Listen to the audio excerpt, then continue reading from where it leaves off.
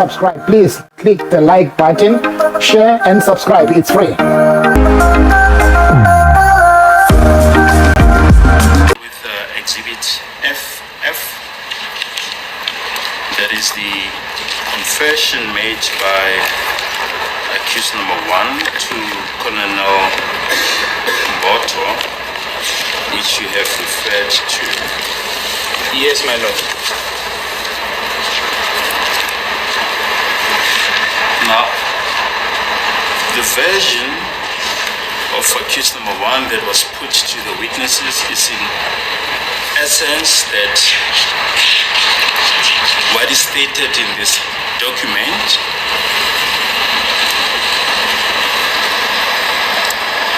does not come from accused number 1. In other words, they're saying that accused number 1 is not the source of what is contained in this document, that accused number 1 was approached with these documents already completed.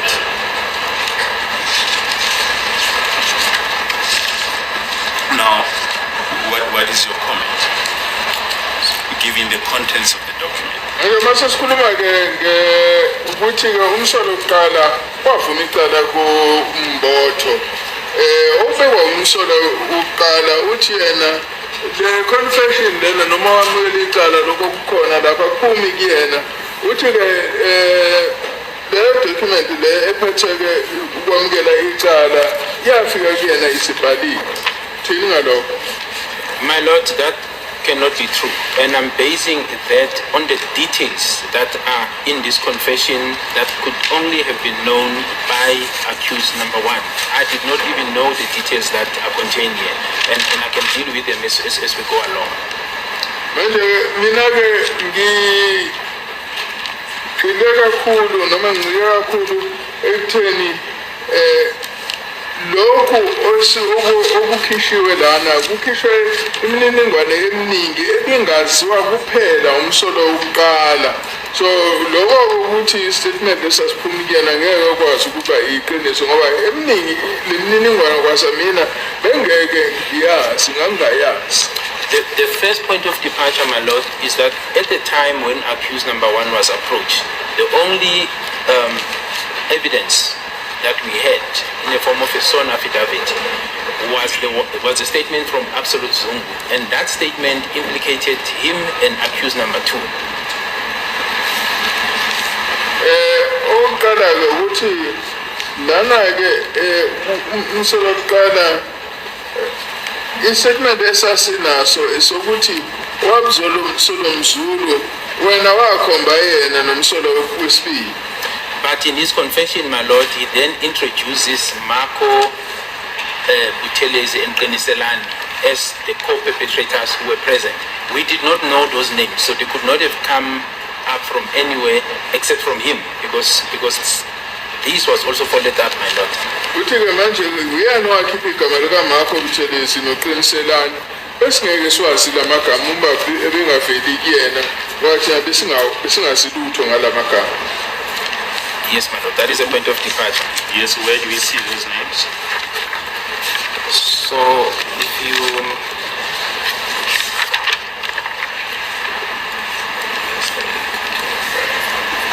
So, if you go to paragraph 1 of the annex, in other words, the statement, my lord, after the pro forma, it reads as follows: that on that week, in that year, during the week, it was on Wednesday, I was at my place at the hostel in Basutu section, and I received a call from my friends Marco Buthelezi and Makimba Buthelezi. Both were staying at Basutu's hostel, but Zulu section. The person who was calling me was Marco, but I heard on the background that he was with Makimba. I told him that I am present, and he said he is coming with Makimba. So this is the version, my lord, that he continues to keep up to the time that he alleges that he went to kill the deceased in this matter. We followed this version, my lord, and found that this was not correct because these two people were in prison from 2013 up to 2016.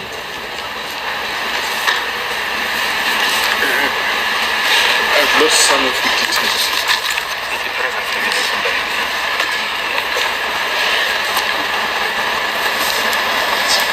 Manje uthi lana ke ngalelo sonto lelo kulowo nyaka phakathi neviki ngobungo lwesithathu ngangisendaweni yasehostel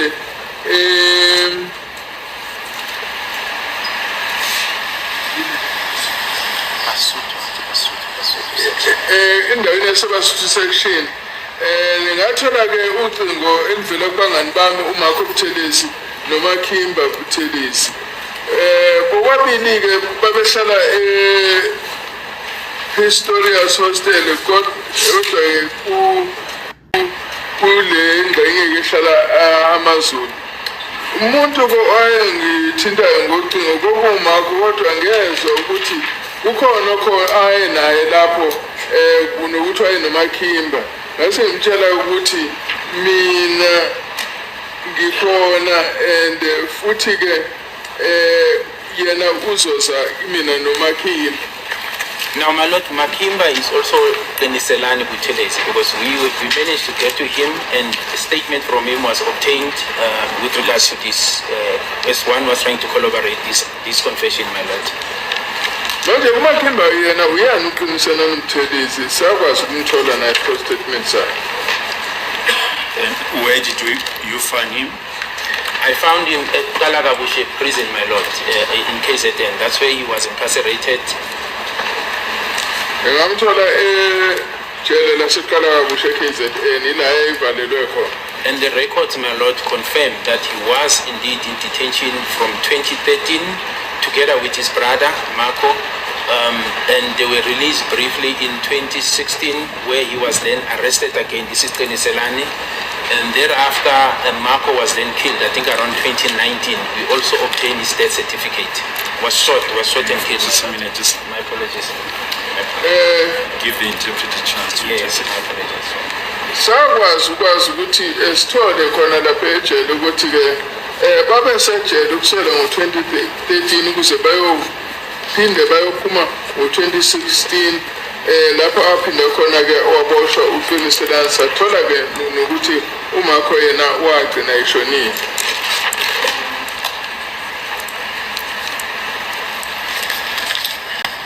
And my lord, in the description of accused one now in this confession, he described one of this individual as having the dreadlocks and being the one carrying the firearm. In other words, to give this description that in our view, based on our investigation, it's accused number 3, but he just changes the name to try and mislead us because the facts that he referred to are aligned with this matter. Manje ke lana umsolo oqala ke wazama ukuchaza lo omunye njengowena ama dreadlocks yazi ukuthi lapho wayechaza ke ngoba umsolo wesithathu wayenama dreadlocks kodwa ke amagama angewona ngoba wayezama ukusilahlekisa. Furthermore, my lord, does make mention on this confession that he was informed that when the perpetrators went inside their house, they demanded cell phone and money. It's contained in his confession. Now, this is in line with what the witnesses inside the house are saying, that the perpetrators demanded cell phone and money. He told this to Colonel Mboto and Lieutenant Colonel Hateve. Watshela uColonel Mboto no Hateve ukuthi ke laba abangena lapha endaweni bafika bacela cell phone bafuna nemali ngoba ke kuyaziwa ukuthi ke labo abangena lapha endlini bafika nabo bafika benza lokho bafika bacela cell phone nemali. My lord, furthermore, on this confession, he does make mention of a white polo that he says was used. The evidence that we have is that it was a silver polo, so he was close describing the right car, but a different color, a gray color. I mean, a gray polo, my lord. Siyazi futhi ukuthi wathi echaza wathi imoto yasetshenziswa lapho is polo emhlophe. Siyazi ukuthi umbala wale polo wayisilver. Kusho ukuthi wachaza imoto kahle, kodwa ke nje wathi aphuma kancane ngombala. And that silver, that grey Polo, my lord, insofar as our investigation is concerned, is associated with accused number 5. Insofar as that vehicle was concerned, that is a vehicle that was used during the commission of this offense. Futhi ke leyo Polo leyo khulunywa ngayo silver i-Volvo esikwazi ukuthi sorry i-Polo sorry not i-Volvo iyaqininiswa nomsolo wesihlanu wasiyazi ukuthi iyona moto eyasetshenziswa kulokhu bugebengu. And it was driven by accused number 5. Futhi ke leyo moto ke ishayelelwa umsolo wesihlanu. And how are you able to establish that it is associated with accused number 5? My lord, what we did as we are moving away now, when we were now looking at accused number 5, we audited his ID number to try and establish vehicles that are associated with him.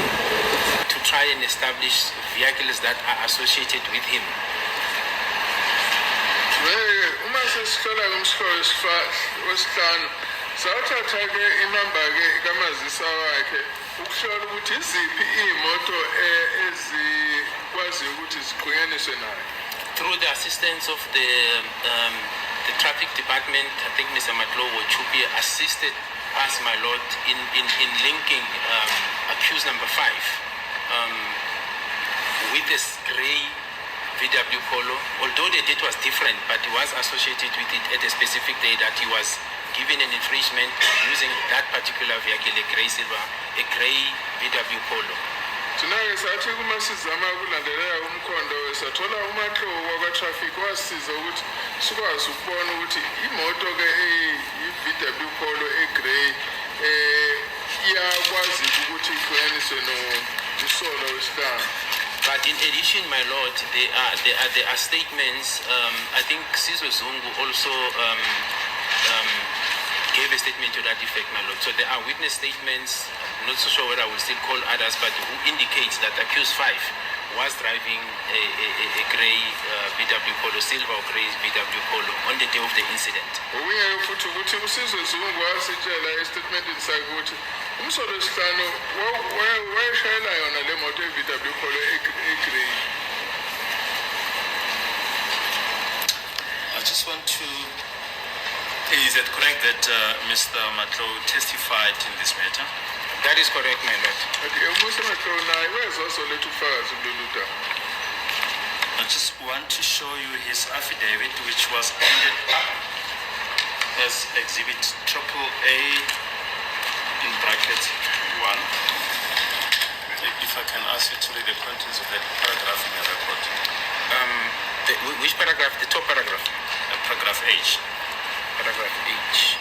Okay, Natis records indicate that Mr. Fisoku Fentuli, ID 86011 05612086, was issued with infringement handwritten notice number 1-0011-016 8990 by Traffic Officer MJ Stoffy, Officer's Infrastructure number 49512K9R, attached to JMPD Issuing Authority. The particulars of the infringement are shown below. Kuthiwe lana-ke umshenekelo wenathisi uyakhombisa ukuthi ufisa kuhle Ntulo ne-ID ka-60110 5612086 wathola ithikithi eli-notice 016468990-0 enikwa iphoyisa-ke ustofile lalingaphansi kwe-JMPD.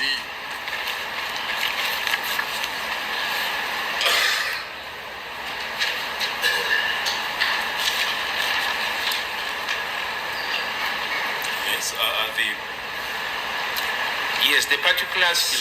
Infringement notice. Yes, it says infringement and motor vehicle particulars.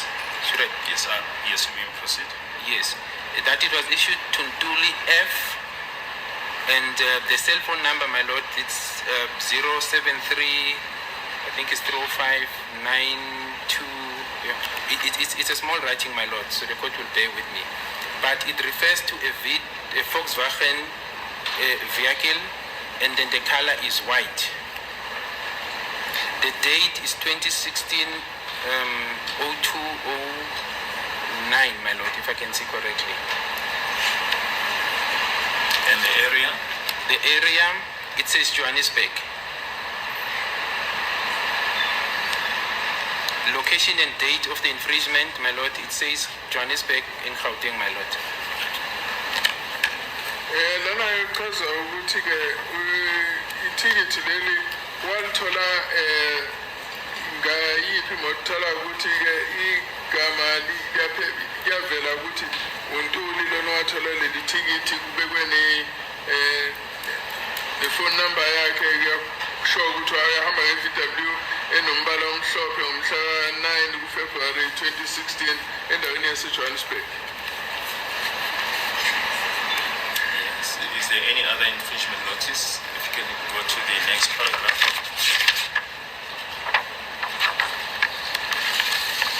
Yes, my lord. So on paragraph K, it reads as follows: that the National Traffic System NATIS records further indicate that an infringement number 01-0011-0168163-848 was issued to Mr. Fisobuhle Ntuli, ID number 860110561286 by traffic officer identified as M.A. Mudisane, officer's infrastructure number 49512HB9, attached to JMPD issuing authority on the date in question. The full particulars of the infringement are shown below on page 7 to 22. Uthola lapha lathi siyakhombisa lapha ukuthi uFisobuhle Ntuli ona ID ka 880110581286 wathola ithikithi elinikwa traffic officer uMA Mudisane osebenzela iJMPD. Now, my lord, on the next page, the particulars of the infringements were issued to F. Ntuli, and it indicates that the vehicle is a VW Polo. It indicates that the color is gray, and the date is 2016-03-20 that I see, my lord.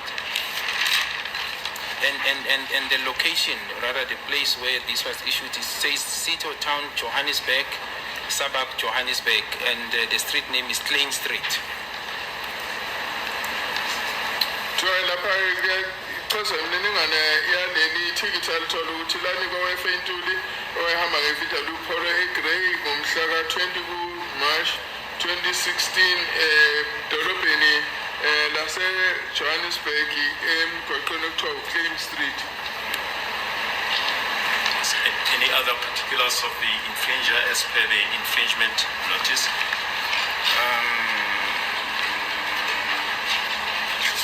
No, my lord, because the next paragraph deals with the ownership of this Polo, my lord. It's by the ID number, the cell phone number? Yes. So the cell phone number that I see, my lord, is 073-305-92. I think it's 02, my lord, the cell phone number.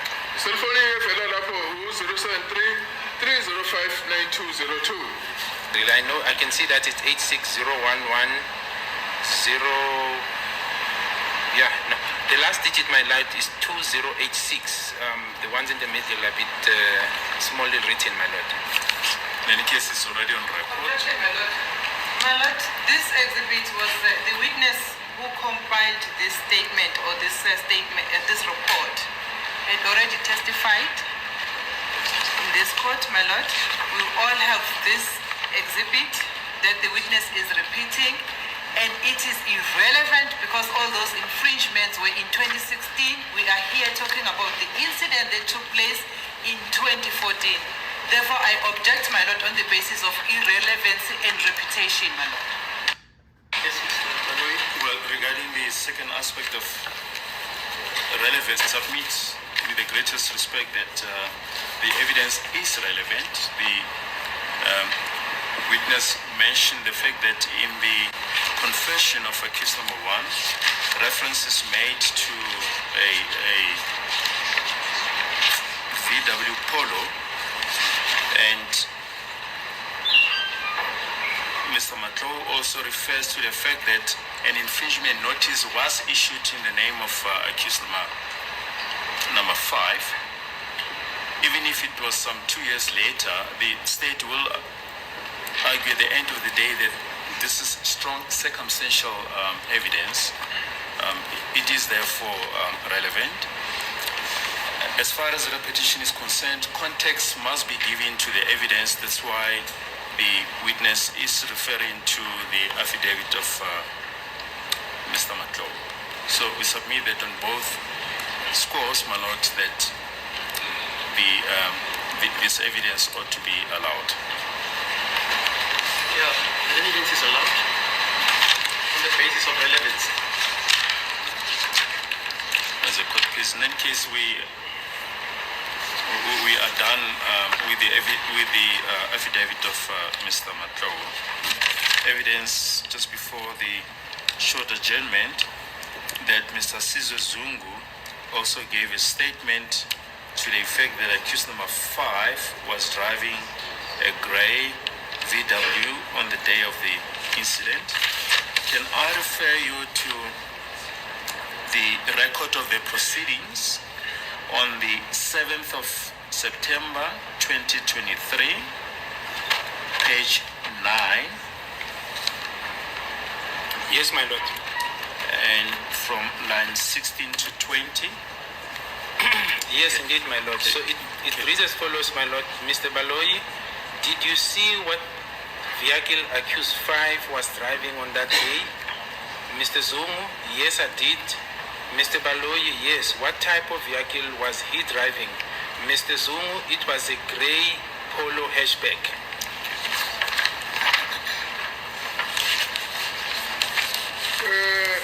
Uthi lena-ke ukubuza-ke umshushisi ubalungu ukuthi wayibona yini imoto eyayishayelwa umsolo wesihlanu ngalelo langa. UZungu yaphendula uthi yebo. Uyabuza-ke futhi ubalungu ukuthi yebo kwakuyinhloboni imoto ayishayela. Uyaphendula-ke uZungu ukuthi kwakuyipolo egrey eyi-hatchback. Family, let's talk about Gininda, talking about the confession of accused number 1. Gininda has been a state witness trying to pin down accused number 1, number 2, number 3, number 4, number 5. So what he did in that video, he told the court that what was in the confession of accused number 1, he didn't know anything, either of the things that were in there. I find it really disturbing because, investigators, whenever there is a crime committed, investigators go to the scene of crime. The first people that they will find in the scene of crime, it's either neighbors, it's either whoever, first eyewitnesses on whatever happened in that scene of crime will be questioned by the investigating officer or the officers that will be assigned to go to that. So what is disturbing about what Brigadier has just done here, saying that he didn't even know either of whatever has been going on or whatever is being said in the confession of number 1. As I've said, it is disturbing. Because the whole information, as much as accused number 1 is telling us that he's not part of that confession, he didn't do any confession, he was meant to sign confession under duress. So, listening to that, it proves that Gininda is a big liar in this. Because whatever statement, because he was not the one who went to the scene of crime immediately, when Senzo was shot. But being appointed after those who were appointed to investigate the case, he got all statements. And I think he did call whoever was in the house and try to get their side of the story. And they decided to protect certain people not to be arrested. So to my understanding, immediately accused number 1 was arrested. And whatever was found to accuse number 1 on drugs and other things that has been said that he had a drug case and other things, okay, let's put that aside. let's deep down in this case. This case, Gininda knew. If he wrote the confession, Gininda, he got every information from the people he is trying to protect, allegedly. Because there is no way you can investigate without a foundation. Because when you do investigation, you go to the scene of crime you construct, or if you join the investigation later, you go to the statement that were made by those who came first and start to follow and go to those people you find in those documents or in that statements or those statements made. So you take those and read them, then you start to follow up. So reading all those statements and getting all those people then led Gininda to arrest accused number one. So for him to tell the court with his face high up that he didn't know either of what was written in the confession, that is a lie.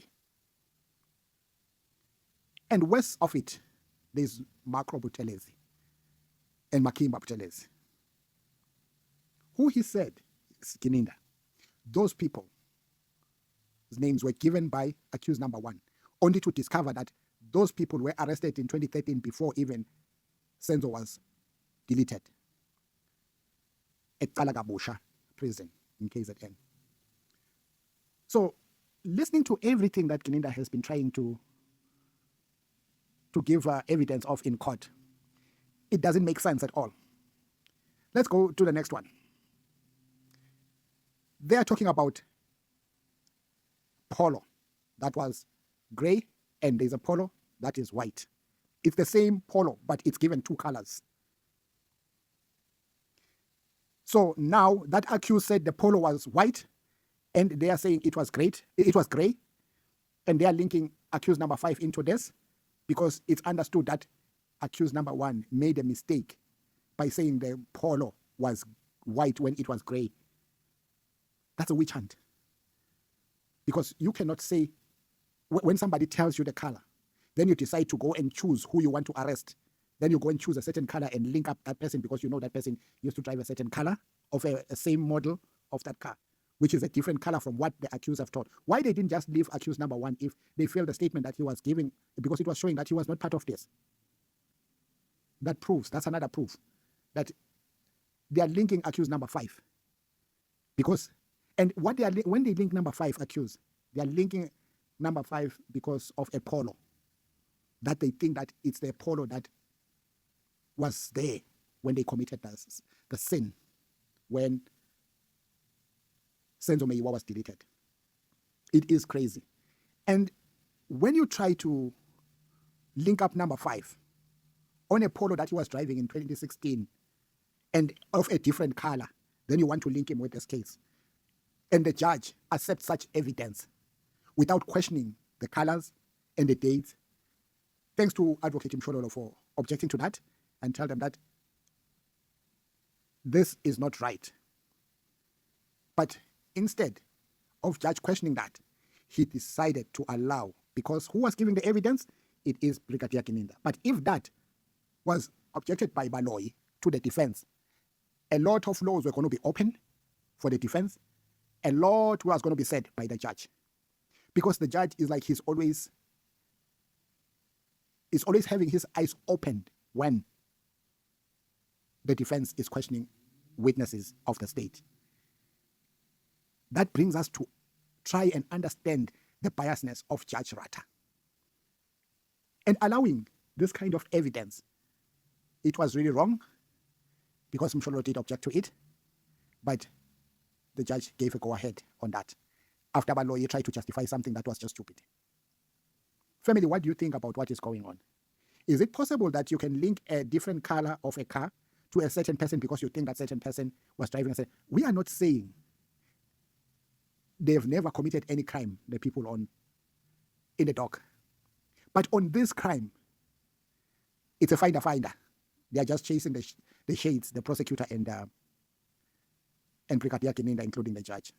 They are really chasing shades because they are trying to pin the wrong people for the wrong case, because they are because I don't hear Gininda talking about Longwetwala, because Longwetwala's car was parked inside, which was a Polo.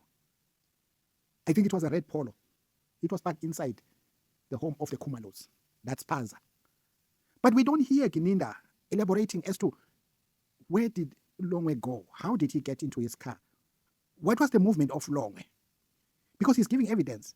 The only evidence we got from Gininda about Longwe is the downloads of money that was found. If then there's evidence that there were downloads that were done in Longwe's phone and the same bags, they link up this accused number one and the others, why are they not in the dock, Kelly and Longwe?